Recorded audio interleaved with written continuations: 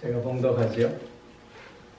거기에서 떠나 그들이 회당에 들어가시니 한쪽 손 마른 사람이 있는지라 사람들이 예수를 고발하려 하여 물어 이르되 안식일에 병 고치는 것이 옳으니이까?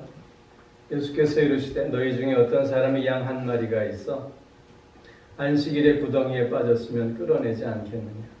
사람이 양보다 얼마나 더 귀하냐? 그러므로 안식일에 선을 행하는 것이 옳으니라 하시고 이에 그 사람에게 이르시되 손을 내밀라 하시니 그가 내밀매 다른 손과 같이 회복되어 성하더라. 아멘. 오늘 이 말씀을 의지해서 선을 택하는 삶이라는 제목으로 말씀을 드립니다. 여러분 지킬 박사와 하이드라는 소설을 잘 아실 겁니다. 낮에는 훌륭하고 존경받는 의사 선생님, 그런데 밤에는 악마로 변신해서 온갖 죄악을 범하는 그런 이중적인 인격의 인물을 묘사하고 있는 소설입니다. 이 소설은 우리의 마음속에 이런 악과 선이 공존하고 있음을 얘기해 주고 있는데, 그 지킬 박사와 하이드의 그 결말은 점점 지킬 박사의 부분은 줄어들고 하이드로 이렇게 굳어져가는 그런 모습으로 결말이 나고 있습니다. 악해지기 위해서는 우리가 아무것도 하지 않아도 가능합니다. 그러나 선해지기 위해서는 부단한 노력을 해야 한다는 것을 교훈하고 있는 글이 아닐까 합니다. 사도 바울도 이렇게 고백하고 있어요. 마음에 선을 원하지만 그러나 내가 원하는 선은 행치 못하고 원치 않는 악만 행하고 있고 오그라 나는 건고한 사람이 사망의 목에서 누가 나를 건져내랴. 이렇게 안타까워하는 모습을 우리는 또한 로마서에서 확인하게 되는 것입니다.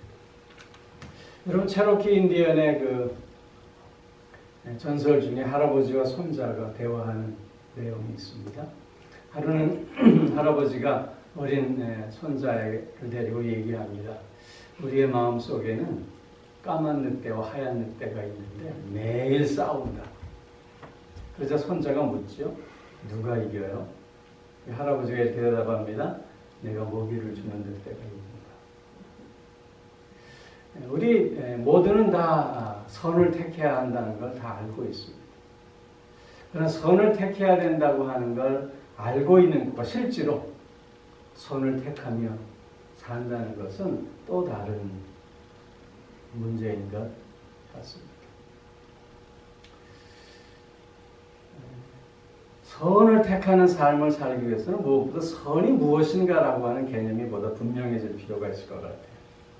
많은 사람들이 선한 사람 그러면 그래서 착한 사람, 괜찮은 사람, 좋은 사람 이렇게 이해하고 있는 것 같아요. 근데 성경에서 말하는 선은 무엇일까? 그것은 하나님의 뜻입니다. 하나님의 뜻이 선입니다. 즉 하나님이 기뻐하시는 것이 바로 선이라고 하는 것입니다. 그래서 선을 택한다라고 할 때 그것은 먼저 하나님을 바라본다고 하는 것을 의미하는 것입니다. 우리 그리스도인들은 모두 다 선을 택하는 사람이어야 합니다. 하나님을 늘 먼저 바라보는 사람이 되어야만 한다는 것입니다. 오늘 우리가 함께 읽은 본문의 말씀은 예수님과 당시 유대 종교 지도자들과의 안식일 논쟁을 벌이고 있는 본문입니다. 예수님과 당시 유대 종교 지도자들의 가장 심한 충돌은 바로 안식일 문제였습니다. 당시의 유대 사회는 안식일을 기억하여 거룩하게 지키라라고 하는 이 십계명의 말씀을 보다 더 잘 지키기 위해서 장로의 유전들을 막 갖다 붙였습니다. 뭐뭐 하지 말아야 된다고 하는 그들의 규례들을 많이 만들어낸 것입니다. 39개의 범주 속에서 어떤 학자는 금지사항이 365개나 된다는 얘기를 하고 있어요. 그러다 보니까 이 안식일을 잘 지킨다고 하는 것이 오히려 하나님 앞에 쉼을 통해서 하나님의 창조를 찬송하고 그 하나님을 경배하며 새로운 회복의 기쁨을 맛보는 날이 아니라 오히려 더 억압당하는 날이 되고 말았던 것이죠. 예수님은 이런 당시의 안식일 규례에 대해서 그것이 옳지 않음을 강조해 주시고 있는 것입니다. 오늘 본문에서도 역시 마찬가지입니다. 그러면 오늘 본문을 통해서 나타나고 있는 선, 즉 하나님의 뜻은 과연 무엇일까요? 그 첫 번째는 목적과 수단을 바꾸지 않는 것입니다. 오늘 본문에서 보면 손 마른 사람이 하나 나옵니다. 손이 마비된 사람이라는 것입니다. 마가복음과 누가복음의 병행 구절을 보면 오른손이 마비됐습니다. 오른손. 근데 유대 전서에 이 사람은 석공이었다고 합니다. 그러니까 석공이 주로 쓰는 오른손이 마비되었다고 하는 건 그의 생계 수단을 잃어버렸다고 하는 의미인 것이죠. 이 사람이 어떻게 회당에 나왔는지는 알 수 없습니다. 스스로 자원해서 나왔는지 아니면 당시 유대 종교 지도자들이 예수를 고발하기 위해서 예수를 올무에 빠뜨리기 위해서 이 사람을 일부러 데리고 나왔는지는 정확히 그걸 알 수 없습니다. 그러나 한 가지 확실한 것은 당시 유대 종교 지도자들은 이 손 마른 사람을 수단화하고 있다는 것입니다. 그의 고통이 어떠한지, 그의 사정이 얼마나 절박한지에 대해서는 관심이 없습니다. 오직 그를 통해서 그들이 목적하는 예수를 올무에 빠뜨리기만 하면 된다는 것이었습니다. 자신의 목적을 위해서 고통 속에 있는 어려운 환경 속에 있는 손 마른 자를 지금 도구화하고 있다고 하는 것입니다. 여러분 진상이라는 말 아시죠? 진상. 특별히 진상 고객 그러면 아주 힘든 사람. 어떤 사람이 진상 고객입니까? 고객은 왕이다라고 하는 이 생각 속에서 종업원들에게 함부로 합니다.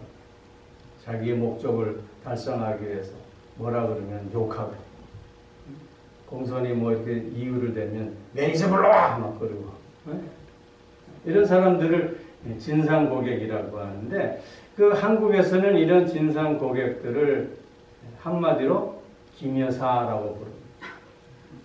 김여사. 저분은 김여사예요. 그러면 그 사람은 진상 고객이라는 뜻입니다. 그런데 그 한국의 김여사가 미국에도 있습니다. 그 이름이 카렌입니다. 카렌. 그런 사람을 카렌이라고 부른다고. 이 카렌이라고 불려지는 이 사람들의 특징은 이 세상이 자기 기준에 따라 움직인다고 생각하는 사람. 그래서 남에 대한 배려와 존중은 없습니다. 자신의 목적을 위해서는 기꺼이 그 누군가를 희생시켜 버리고 마는 그런 사람입니다. 왜 카렌이라고 얘기하는가? 어떤 학자는 그렇게 얘기했어요. 1960년대에 태어난 아이들 중에 가장 많이 붙여진 이름 가운데 하나가 카렌이래요. 근데 지금 이 시대에 그 사람들이 50대 사람들이고 신문에 요새 종종 나는 대로 시위대에 권총을 겨누고 마스크 쓰란다면 물건 다 집어던지고 이런 사람들을 통칭해서 그냥 카렌이라고 부른다고 하는 거죠. 진상들이. 예수님 당시의 유대 종교 지도자들이 역시 카렌이었습니다. 진상들이었어요. 자신의 목적을 위해서는 누군가를 희생시키는 것을 아무 문제시하지 않았습니다. 그런데 예수님의 모습은 어떠했습니까? 예수님은 그 손마른 자에게 집중하셨습니다. 예수님은 그의 고통을 아시고 그의 절박함을 인정하시면서 그를 치료하시고 그를 회복시켜 주셨다는 것입니다. 예수님이 지금 이 손마른 자를 고쳐주시고 있는 이 모습은 이 손마른 자를 고쳐줌으로 말미암아 자신이 얼마나 큰 능력을 가진 자인가를 드러내려고 하는 것이 아니었습니다. 또한 그 당시에 유대 종교 지도자들에게 너희들이 얼마나 잘못된 생각을 갖고 있느냐라는 것을 지적하고 가르쳐주기 위해서 이 손마른 자를 고쳐주시는 것도 아니었습니다. 예수님의 주된 관심은 그 자신이 그의 회복, 그의 해방, 그의 치유에 있었다고 하는 것입니다. 바로 이런 모습이 섬김에 참된 모습이라고 하는 것입니다. 예수님은 이 땅에 섬기러 오셨습니다. 그 섬김의 모습은 그 대상 하나하나에 집중하는 것이고 그 대상 하나하나를 목적으로 여기셨던 것입니다. 아무런 대가를 원하지 않으셨습니다. 그 사람의 겉모습을 보고 그를 평가하지도 않으셨습니다. 있는 모습 그대로를 인정해 주시고 받아주시면서 그의 필요를 채우시고 또한 그를 치유하시고 그를 회복시키시고 해방시켜 주시는 것입니다. 그것이 예수님의 섬김의 모습입니다. 오늘 우리도 그런 섬김의 모습을 가질 수 있어요. 그것이 선을 택하는 삶의 모습이라고 하는 것입니다. 나를 드러내기 위해서 너를 섬기는 것 있을 수 없습니다. 누군가로부터 좋은 사람이라는 평가를 받기 위해서 잘하는 것 있을 수 없습니다. 그래야 할 이유도 그래야 할 까닭도 없는 것입니다. 당신이 목적이고 그 마음으로 섬김의 삶을 실천하는 것이 바로 선을 택하는 삶의 모습이라고 하는 것입니다. 두 번째로 오늘 본문에서 보면 귀한 것을 귀하게 여기는 것이 곧 선을 택하는 것입니다. 오늘 본문에서 보면 예수님께서 이렇게 묻습니다. 사람이 중하냐 양이 중하냐? 양의 생명이 중하냐 사람의 생명이 중하냐 묻습니다. 병행 구절에서 보면 안식일에 사람의 생명을 살리는 것이 옳으냐 죽이는 것이 옳으냐 안식일에 선을 행하는 것이 옳으냐 악을 행하는 것이 옳으냐 묻습니다. 여러분 사람의 생명과 양의 생명을 비교하면 어떤 것이 더 중요합니까? 모두가 다 사람의 생명이 중요하다고 얘기합니다. 여러분 근데 그 양을요 다른 말로 바꾸면 어떨까요? 사람이 중요합니까? 돈이 중요합니까? 당시 안식일 규례에 보면 양이 구덩이에 빠졌습니다. 그러면 그 양이 죽지 않을 것 같으면 끄집어내지는 않더라도 그에게 먹이를 줄 수는 있었습니다. 사람이 우물에 빠졌습니다. 그러면 이렇게 보고 하루 지날 수 있을 것 같으면 안 꺼내줘야 된다는 거예요. 오늘 이 손마른 이 환자도 그런 의미입니다. 이 유대 종교 지도자들의 의미는 이 사람 오늘 놔두면 죽느냐? 내일 고쳐주면 되지 않느냐 하는 것입니다. 여러분 얼뜻 보면 이 논리가 맞는 것 같아요. 그런데 이런 논리를 갖고 있으면 내일 그가 우선순위가 될 수 있겠습니까? 그 환자가 우선순위가 될 수 있겠습니까? 내 목적이 또 우선순위가 돼요. 그러면 그 내일은 오지 않는 내일이 될 수도 있습니다. 예수님은 지금 그걸 지적하고 계십니다. 뭐가 더 중요하냐 하는 것입니다. 귀한 것이 무엇이냐 하는 것입니다. 귀한 것을 귀하게 알고 누리는 것이 곧 선을 택하는 모습이라고 하는 것입니다. 여러분, 우리는 코로나 때문에 많은 것을 지금 잃어버리고 있습니다. 그러나 코로나 덕분에 우리가 얻는 것들이 있습니다. 그 중에 하나가 바로 일상의 소중함입니다. 밥 먹고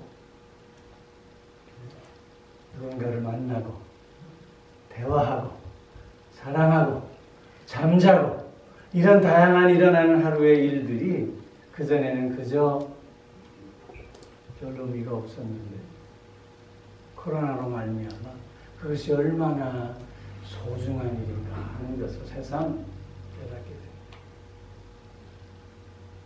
그래서 이런 말이 있습니다. 하루를 사는 사람은 평생을 사는 사람.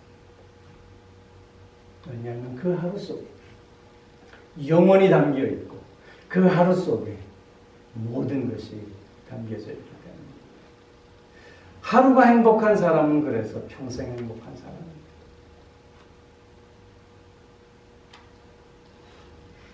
귀한 것을 귀하게 여기는 것, 그리고 귀한 것을 온전히 즐기고 누리는 것, 그것이 곧 선을 택하는 자의 모습입니다. 우리의 삶 주변에 우리가 놓치고 있는 귀한 것들이 얼마나 많이 있습니다.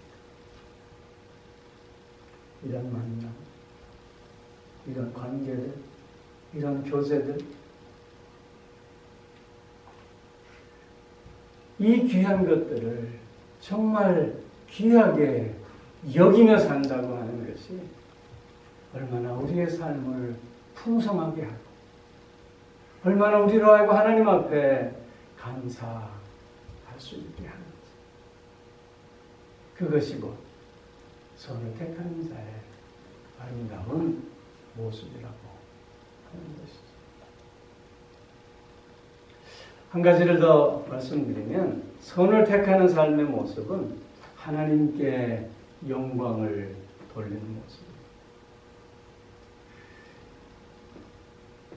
오늘 본문에서 보면 예수님께서 당시 종교 지도자들에게 물어요. 무엇이 옳으냐 도대체? 그럴 때 아무 대답을 못합니다. 그래서 예수님께서 그를 고쳐주시죠. 왜 예수님의 물음에 당시 유대 종교 지도자들은 아무 대답도 못했을까요? 만약 자신들이 옳다고 얘기하기에는 스스로 생각하기에도 자기가 틀린 것 같아요.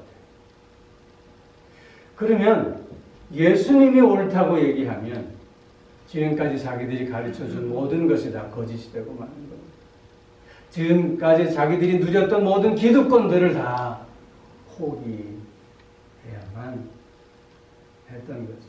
그래서 아무 대답도 하지 못하고 꿀 먹은 벙어리처럼 그 당시 아마 상어로 눈만 꺽꺽하고 있었을 것 같아요. 그리고는 오늘 읽지는 않았습니다. 14절에 어떻게 말씀하고 있습니까? 그 바리새인들이 나가서 예수를 어떻게 죽일 것인가를 의논하여. 무슨 뜻입니까? 옳고 그름이 문제가 아닙니다. 무엇이 진리이고 무엇이 비진리인가가 저희들 논의의 대상이 되지 못했던 거예요. 어떻게 하면 우리가 지금까지 누려왔던 것을 계속해서 누릴 수 있을 것인가? 말로는 하나님의 영광을 얘기하는 저들이었지만 그러나 저들의 실제의 목적은 자신의 영광뿐이었다는 것입니다. 그래서 예수를 죽이고자 그 마음을 더욱더 결속하고 있는 모습을 보여주고 있는 것입니다.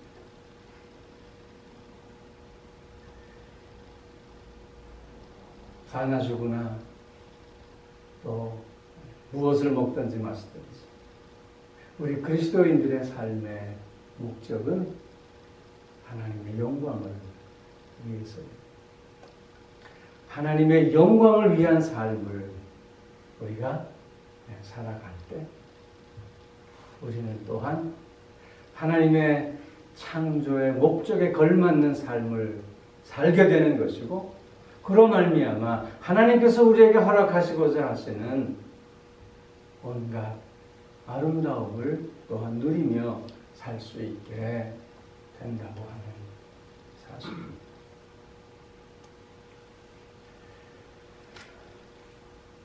내 생각, 내 욕심, 내 처지, 내 환경에만 고집하다 보면 우리는 정작 붙잡아야 할 하나님의 영광은 놓쳐버리게 되는 것입니다. 그러나 성도 여러분, 우리가 하나님의 영광을 늘 위하는 삶을 살 때 우리의 모든 삶의 자리에서 하나님이 드러나게 될 줄로 믿습니다. 그 삶이 곧 선을 택하는 삶의 모습인 것입니다. 어떤 영화 가운데 그 선배 여자를 와 이제 사랑에 빠진 영화예요. 이제 결론은 비극적인 결론으로 끝이 나는데, 여자 주인공이 남자 주인공한테 묻습니다.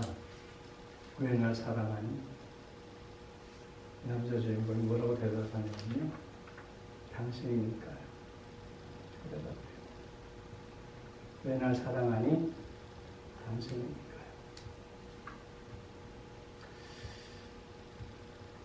우리가 때로는 넘어지고, 때로는 실패하고, 때로는 좌절하고, 때로는 절망할 수도 있지만, 그러나 끊임없이 선을 택하는 삶을 살아가게 된다면 한참 지난 후에 우리도 누군가로부터 당신이 이기에 사랑했습니다. 당신이 이기에 존경했습니다. 당신이 이기에 함께하는 기쁨과 보람이 있었습니다. 당신이 이기에 행복했습니다. 이런 고백을 들을 수 있지 않을까요?